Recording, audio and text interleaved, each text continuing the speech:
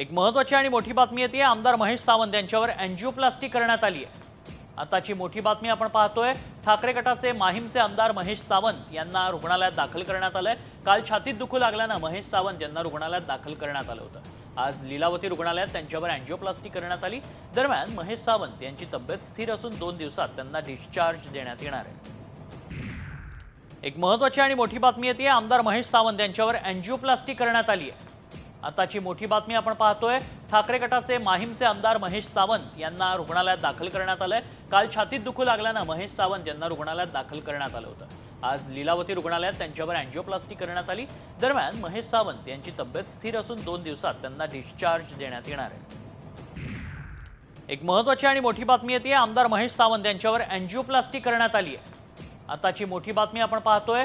ठाकरे गटाचे माहीमचे आमदार महेश सावंत यांना रुग्णालयात दाखल करण्यात आलंय।